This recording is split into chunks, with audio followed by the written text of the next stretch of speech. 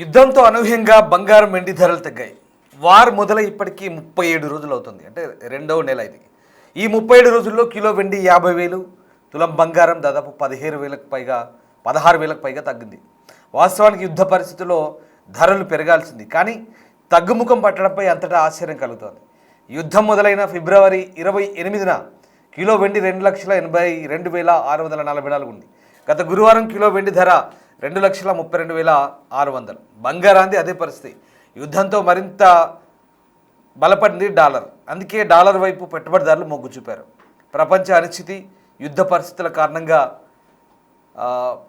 చేతిలో నగదుంచుకోవడానికి కూడా జనాలు మొగ్గు చూపుతున్నారు. దీంతో బంగారం, సిల్వర్లో ఇన్వెస్ట్మెంట్స్ పడిపోయాయి. అందుకే క్రమంగా బంగారం, వెండి ధరలు తగ్గాయి.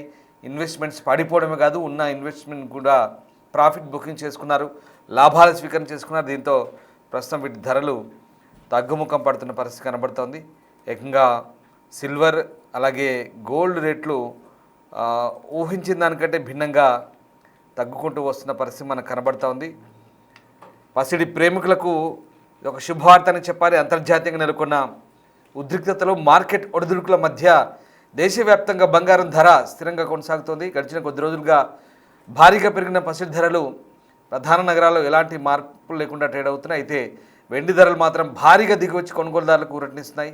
పశ్చిమాసియాలో నెలకొన్న భౌగోళిక రాజకీయ పరిస్థితులు, ముఖ్యంగా అమెరికా, ఇరాన్ మధ్య సాగుతున్న ఉద్రిక్తతలు ఈ ధరల మార్పుపై తీవ్ర ప్రభావాన్ని అయితే చూపుతున్నాయి. ఇక ఈ నేపథ్యంలో మల్టీ కమోడిటీ మార్కెట్కి సంబంధించి కూడా ప్రస్తుతం ఈ ధరలకు సంబంధించి అనేక అప్డేట్స్ అయితే వస్తున్నాయి. ముఖ్యంగా మధ్యప్రాచ్య యుద్ధం కొనసాగుతున్న వేళ ట్రంప్ ఈ 48 గంటల అల్టిమేటం జారీ చేశారు. ఇరాన్ మాత్రం వెనక్కి తగ్గడానికి సుముఖంగా లేదు. మొత్తం మీద ఈ యుద్ధంలో ఇప్పట్లో ముగిసేలా కనిపించడం లేదు. మరోవైపు స్టాక్ మార్కెట్లు కూడా అల్లకల్లోలంగా ఉన్నాయి. ఇక ప్రపంచ ఉద్రిక్తతల నడుమ సురక్షిత ఆస్తులుగా భావించే విలువైన లోహాలైనటువంటి బంగారం, వెండి ధరలైతే భారీగా పడిపోవడం అయితే అందరినీ ఆశ్చర్యపరుస్తుంది. అమెరికా, ఇజ్రాయెల్ దళాలు ఇరాన్పై దాడులు ప్రారంభించిన 28వ తేదీ నుంచి, ఫిబ్రవరి 28 నుంచి కిలో వెండి ధర దాదాపు 50,000కు పైగా పడిపోయింది. 10 గ్రాముల బంగారం ధర 16,000కు పైగా తగ్గినట్టుగా మనకు అర్థమవుతుంది. సో ఇదంతా కూడా కాస్త ఆశ్చర్యకరంగా అనిపించవచ్చు. ఎందుకంటే యుద్ధం వస్తే ధరలు పెరుగుతాయి అనుకున్నాం, కానీ తగ్గాయి. ఎందుకంటే దానికి ప్రధాన కారణం డాలర్ బలపడడం, డాలర్ మీద ఎక్కువగా ఆధారపడడం, పెట్టుబడి పెట్టడమే దీనికి ముఖ్య కారణంగా మనం భావించాల్సి వస్తుంది. ఇక ముందుగా వెండి ధరల తగ్గుదల గురించి మాట్లాడదాం.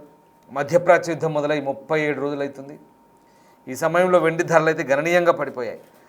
ఫిబ్రవరి 28న ఇందాక చెప్పినట్టు అమెరికా, ఇజ్రాయెల్ మొదట ఇరాన్పై దాడి చేసి దానికి ప్రతిగా ఇరాన్ జరిపిన ప్రతిచర్య యుద్ధాన్ని తీవ్రం చేసింది. ఒకరోజు ముందు అంటే ఫిబ్రవరి 27న మల్టీ కమోడిటీ ఎక్స్చేంజ్లో వెండి ఫ్యూచర్స్ ధర కిలోకు 2,82,644గా ఉండేది. సో ఇప్పుడు అంటే గత గురువారం ఎంసీఎక్స్ వెండి ధర పడిపోయి 2,32,600 వద్ద ముగిసింది. దీన్ని లెక్కలోకి తీసుకుంటే ఈ సంక్షోభ సమయంలో కిలో వెండి ధర 50,000 తగ్గినట్టుగా అనిపిస్తోంది. సో ప్రస్తుతం వెండి దాని గరిష్ట స్థాయి కంటే దాదాపు 2 లక్షల పైగా తక్కువ ధరకు లభిస్తుందని అర్థమవుతుంది మనకు. సో దీన్ని బట్టి మనం ఈ క్యాలిక్యులేషన్ చేసుకోవచ్చు. సో ఒక రకంగా ఇది మళ్ళీ మీకు మల్టీ కమోడిటీ ఎంసీఎక్స్ ధరలు చెప్తాను మీకు ప్రస్తుతం తాజాగా ఎలా ఉన్నాయి అంటే. ఇవాళ సండే మార్కెట్ క్లోజ్ ఉంటుంది. సో ఇది శుక్రవారం నాడు ఎంసీఎక్స్ మార్కెట్ ముగిసే సమయానికి రేట్లు చెప్తాను. సో ఇక్కడ 10 గ్రాముల బంగారం ధర 1,49,650 వద్ద ఫ్లాట్గా ముగిసింది. ఇది తన ఆల్ టైమ్ హై రికార్డ్ అయినటువంటి 1,80,779 కంటే సుమారు 17% తక్కువ. అమెరికా ఉద్యోగ గణాంకాల ప్రభావంతో ఈ వారంలో బంగారం ధర దాదాపు 2.2% పెరిగే అవకాశం ఉన్నట్టుగా చెప్తున్నారు. కానీ ఇటు వెండి ధరలు మాత్రం ఏకంగా కిలోపై అంటే మొన్న ఎండింగ్కి 10,000 తగ్గి 2,32,600 వద్ద ముగిశాయి. అంటే ఫిబ్రవరి 28తో పోల్చుకుంటే ఓవరాల్గా ఇది 50,000 తగ్గింది. మొన్నటికి మొన్న 10,000 తగ్గింది, మొన్న ఫ్రైడే క్లోజింగ్. సో ఇప్పుడు ఇవాళ ఎట్నే తెలుగు రాష్ట్రాల రాజధాని హైదరాబాద్తో సహా మరి అలాగే బెంగళూరులో ధరలెట్నే ఒకసారి చెప్తాను. హైదరాబాద్లో 24 క్యారెట్ల బంగారం, శుద్ధ బంగారం 10 గ్రాములు 1,49,720. అలాగే ఆభరణాల తయారీకి వాడే 22 క్యారెట్స్ బంగారం 1,37,243 దగ్గర ఉంది. ఇంకా బెంగళూరులో కూడా అదే పరిస్థితి. 24 క్యారెట్ల బంగారం ధర 1,49,600 ఉంది. అక్కడ ఒక 120 రూపాయలు తక్కువ ఉంది అనుకోండి. సో ఇది. ఇక ఢిల్లీలో 24 క్యారెట్ల బంగారం ధర 1,49,220. ఇక్కడ చాలా తక్కువ ఉంది మనకంటే. ఢిల్లీలో దాదాపుగా హైదరాబాద్ కంటే ఢిల్లీలో 500 తక్కువ ఉంది exactly. So per gram so టోటల్గా 500 తక్కువ ఉంది. ఆ రకంగా ముంబై నాసిక్లో కూడా ఇది 480 ఉంది. అంటే మనకంటే ఒక 300 తక్కువ ఉంది. అంటే దేశంలో అత్యధికంగా చెన్నైలో 24 క్యారెట్ల బంగారం ధర 1,49,920కి చేరింది. మన హైదరాబాద్లో 720 అయితే మనకంటూ 200 ఎక్కువ చెన్నైలో. సో అది పరిస్థితి. ఇక అందరికంటే తక్కువగా ఎక్కడుంది రేట్ అంటే కోల్కత్తాలో 1,49,280. అంటే చాలా తక్కువ ఉంది అందరికంటే. ఇది ఢిల్లీ కంటే తక్కువ అనిపిస్తుంది మనకు. సో ఆ రకంగా ప్రస్తుతం ఉన్న పరిస్థితిలో ఢిల్లీ కంటే కూడా ఇది తక్కువగానే చెప్పాలి. 220 ఢిల్లీ. ఓకే. సో దానికంటే ఢిల్లీ ఇది దాదాపు సరిసమానంగా ఉన్నాయి. 40 రూపాయలు తేడా అటు ఇటు ఉన్నాయి. సో ఇది పరిస్థితి అసలు వాస్తవానికి. రైట్. ఇక బంగారం గురించి నేను మళ్ళీ మీకు డీటెయిల్గా చెప్తాను. బంగారం కూడా బాగా కరిగిపోయింది. అంటే ఈ మొత్తం యుద్ధం దగ్గర నుంచి ఇందాక వెండి గురించి కంపారిజన్ చేశాను కదా, ఇప్పుడు బంగారం గురించి చెప్తాను. సో కమింగ్ టు గోల్డ్, ఈ రెండు విలువైన లోహాలు. గోల్డ్ వచ్చేసరికి బాగా కరిగిపోయిందని అనిపిస్తుంది. అంటే వెండి మాత్రమే కాదు, ఇరాన్ యుద్ధ సమయంలో MCXలో బంగారం ధర కూడా బాగా కరిగి ఫిబ్రవరి 27 నుంచి ఏప్రిల్ 2 వరకు, అంటే మొన్నటి వరకు కూడా 10 గ్రాములకు 24 క్యారెట్స్ దాదాపు మేలిం బంగారం 16,009 మేర తగ్గింది. వాస్తవానికి యుద్ధం ప్రారంభం కావడానికి ముందు ఫ్యూచర్స్లో ఇది 10 గ్రాములు 24 క్యారెట్ల ధర 1,65,659 ఉంటే ఇప్పుడు 10 గ్రాములకు 1,49,650కి పడిపోయింది. ఇందాక మీకు కొన్ని నగరాల వారికి చెప్పాను, ఒక్కో నగరంలో ఒక్కో డిఫరెన్స్ ఉంది. అన్నిటికంటే ఎక్కువ చెన్నైలో ఉంది 1,49,920, దానికంటే 200 తక్కువ మన హైదరాబాద్లో ఉంది. అలా ముంబైలో ఇంకొంచెం తక్కువ ఉంది, ఇంకో 300. ఢిల్లీకి వచ్చేసరికి కంప్లీట్గా ఒక 500 తక్కువ ఉంది. కోల్కత్తా ఢిల్లీ సమానంగా ఉన్నాయి, 40 రూపాయలు తేడా ఉంది అంతే. సో అట్లా ఉంది ఇక్కడ. అంటే ఇక్కడ మనకు ఈ గరిష్ట స్థాయి నుంచి బంగారం ధరల పతనాన్ని పరిశీలిస్తే కనుక ఈ విలువైన లోహం తీవ్రంగా పతనమవుతున్నట్లుగానే మనకు అర్థమవుతుంది. సో 10 గ్రాముల బంగారం జీవితకాల గరిష్ట ధర 2,02,984 ఉండే హయ్యెస్ట్ రేట్ ఇది. సో అప్పుడు ఇది ఇంతవరకు రీచ్ అయిన హయ్యెస్ట్ రేట్ అంటే ఇది 2,02,984. అంటే ఇప్పుడు అంతకంటే 53,334 తక్కువ ధరకు లభిస్తుంది మనం గోల్డ్. సో ఆ 2,02,000 అనేది పోయిన డిసెంబర్ రేట్ అనుకోండి అది. సో అప్పటికంటే ఇప్పుడు 53,334 తక్కువ ధరకు లభిస్తుంది. సో అంటే మనకు యుద్ధానికంటే ముందు కూడా దాదాపుగా బంగారం రేటు బాగానే ఉండే, కానీ ఇప్పుడు కొంచెం తగ్గింది. సో ఈ రకంగా 16,000 బంగారం తగ్గింది, 50,000 వెండి తగ్గింది. అప్పటి యుద్ధం నుంచి కంపారిజన్ చేస్తాం, ఎక్కువ ముందు వెనక అవసరం లేదు. సో ప్రస్తుతం యుద్ధం కొనసాగుతోంది. బంగారం వెండి ధరలు మరి ఎందుకు పడిపోతున్నాయంటే అది కూడా రీజన్ చెప్తాను.